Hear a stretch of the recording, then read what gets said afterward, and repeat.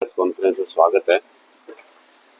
तो जैसा कि आप सभी को मालूम है कि आज सुबह है वो भारत द्वारा पाकिस्तान के जो आतंकी ठिकाने थे उनके ऊपर मिसाइल से अटैक किया गया है। तो एक तरह से अटैक करने के बाद युद्ध जैसे हालात होने की संभावना से इनकार नहीं किया जा सकता। उसी रेफरेंस में आज मुख्य सचिव महोदय द्वारा और जो एसीएस होम मैडम है उनके द्वारा सभी जिलों के जो डीसी और एसपी साहिबान से वीडियो कॉन्फ्रेंस से सबसे बात की थी। तो जहां तक भिवानी की बात है तो भिवानी में जैसे आप लोगों ने भी देखा होगा कि शुरू में 11 जिले थे जिनमें मॉक ड्रिल की बात की गई थी और उन 11 जिलों में भिवानी का नाम नहीं था,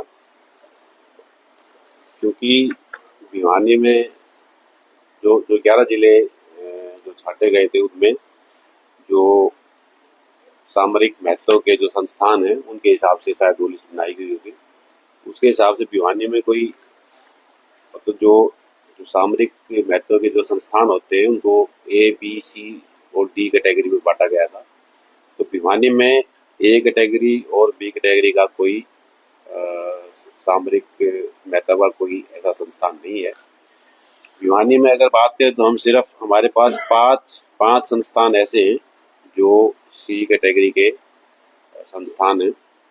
उसमें railway station Bhiwani, mini secretariat Bhiwani, jail Bhiwani और प्रेमनगर में जो पीपीएमपी का पावर हाउस है वो है और ग्रिड पावर प्लांट है निमड़ी वाली में।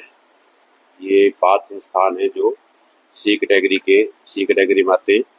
और डी कैटेगरी की बात करें तो सिविल हॉस्पिटल है, बीटीएम मिल है, भिवानी एजुकेशन बोर्ड है, एयर स्ट्रिप है और चौधरी बंसीलाल यूनिवर्सिटी प्रेमनगर है। ये संस्थान है।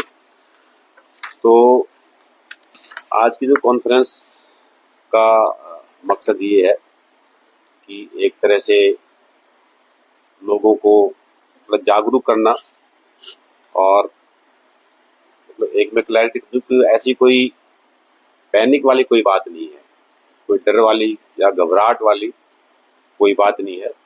बस एक तरह से लोगों को जागरूक करने के लिए जो वर्तमान हालात हैं ताकि इसमें लोग जागरूक रहें और जो जरूरी हिदायतें हैं उनकी पालना करें।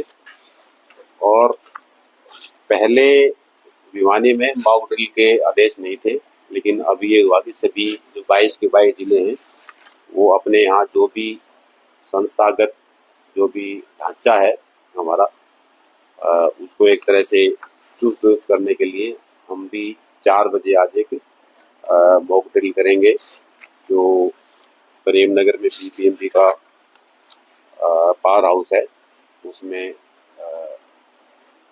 जो 4 बजे ड्रिल की जाएगी। उसमें जो भी हमारी इमरजेंसी सर्विसेज हैं एक तरह से उनकी रेडीनेस को चेक किया जाएगा, चाहे उसमें फायर सर्विसेज है, चाहे उसमें इमरजेंसी हेल्थ सर्विसेज है, पुलिस का रिस्पॉन्स है या बाकी जितनी भी और हैं उन सब का एक तरह से उनकी रेडीनेस को चेक किया जाएगा। और 10 मिनट के लिए जो ब्लैकआउट है वो होगा 7:50 से लेके 8 बजे तक। तो उसके लिए 7:50 पे सायरन बजा जाएगा। जो बीटीएम मिल में सायरन है वही बजवाएंगे और जो हमारे सेक्रेटरीट में है वही बजवाएंगे। और 8 बजे दोबारा बजाया जाएगा ये मैसेज देने के लिए कि ब्लैकआउट अब खत्म हो गया। ब्लैकआउट जैसे 7:50 में स्टार्ट होगा उस टाइम सायरन बजाएंगे और 8 बजे फिर दोबारा सायरन बजाएंगे, ये संकेत देने के लिए कि जो ब्लैकआउट है उसकी जो अवधि खत्म हो गई है। तो मेरा आप लोगों से यही रिक्वेस्ट है कि एक तरह से मीडिया में मैसेज देने के लिए कि किसी तरह की कोई पैनिक की, किसी तरह की कोई घबराहट की या कोई डर वाली किसी तरह की कोई बात नहीं है। तो लोगों को एक तरह से हमने जागरूक करना है।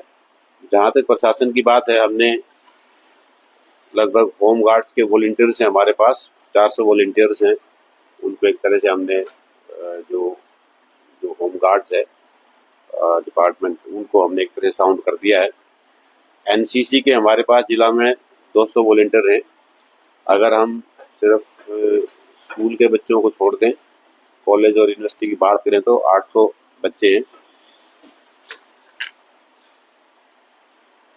और जो ये मॉक ड्रिल है, ये 4 बजे से लेके जब तक भी चलेगी, ये मॉक ड्रिल की जाएगी।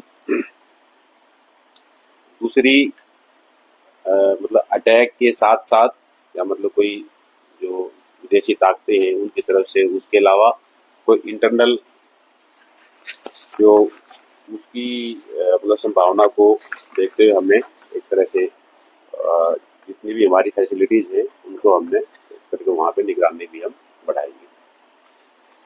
तो फिलहाल तो इतना है था मेरी तरफ से। बाकी एसपी साहब से भी मैं रिक्वेस्ट करता हूँ कि इन्होंने कुछ इसमें ऐड करना हो तो एसपी साहब से भी रिक्वेस्ट।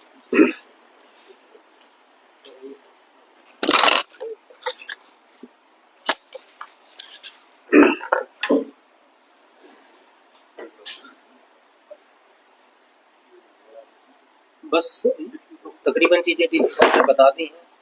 तो ये है कि जो भी हमारी ड्रिल है, तो बेसिकली ये है कि अलार्म जब भी बजता है तो आमतौर पे 2 मिनट 3 मिनट 4 मिनट का समय रहता है स्ट्राइक में। तो उस समय में हमें कैसे रिस्पॉन्ड करना है, बेसिकली सबसे इम्पोर्टेंट चीज़ वही है कि जो 2 मिनट 1 मिनट 3 मिनट मिलते हैं, तो उसके लिए जो SOPs हैं वो अगर आपके जरिए समय समय पे पब्लिक तक पहुंचेंगी, क्योंकि आप बेस्ट जरिया है सबसे जल्दी पब्लिक तक पहुंचने का, तो उससे वो अभ्यास भी कर पाएंगे।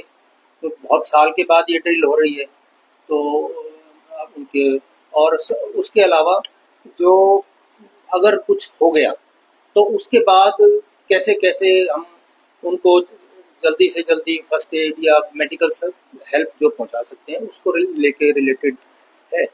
और बाकी सफिशिएंट नंबर है हमारे पास। अगर हम होमगार्ड और एनसीसी को क्लब कर लें और मिलके बहुत अच्छे से सारी ड्यूटियाँ होंगी।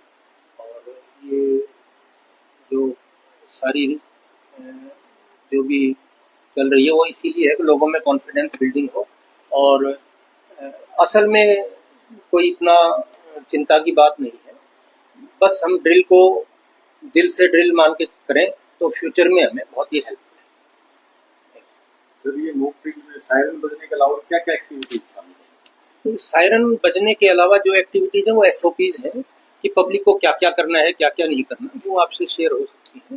तो वही असल में पहुंचाना है पब्लिक तक। भाई आप टेबल के नीचे आ जाएंगे या सेफ कोई शेल्टर कहाँ है वहाँ चले जाएंगे, उस टाइप की जो भी SOPs है वही है। एक बार हो गया उसके बाद तो फिर बचाव के हैं। तो आप पहले हमले से पहले जब भी सायरन बजता है तो 2 मिनट 3 मिनट 4 मिनट का समय हमेशा मिलता ही मिलता है। आप देखेंगे वेपन को ट्रेवल करने में टाइम लगता है, किसी को भी लगता है, तो उस टाइम का रिस्पॉन्स टाइम हमें पब्लिक को मैक्सिमम एजुकेट करना है।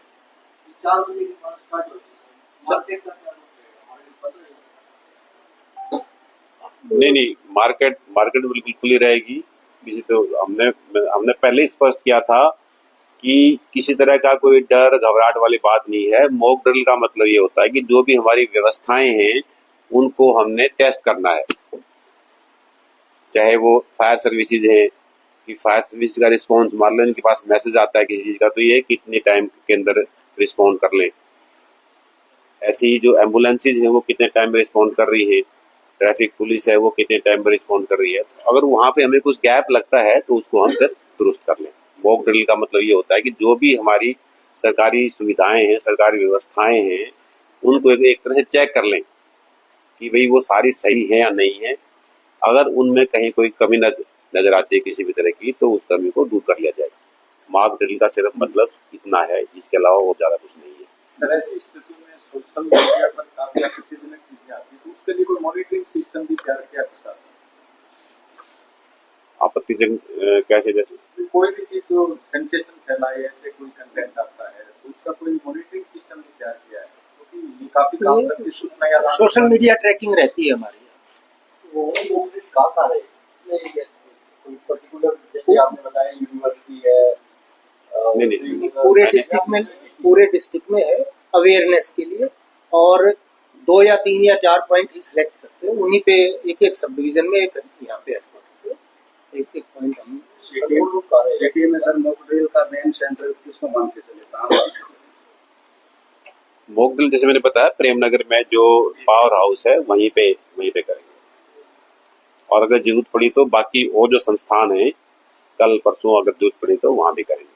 सर जो लोग घरों में है वो क्या इस टाइमिंग के दौरान करें, 7 से 8 का या 7:50 से 8 का जो टाइम है, बस वो क्या नहीं? हाँ, वो 10 मिनट के लिए अपने ब्लैक आउट का मतलब है लाइट ऑफ करनी है, और जो जहाँ है वो उसी स्थिति में रहे। और अगर आप गाड़ी में ड्राइव कर रहे हैं तो गाड़ी साइड में लगा के आप उसको रोक लें, और जो आपकी हेडलाइट्स उनको बंद कर लें।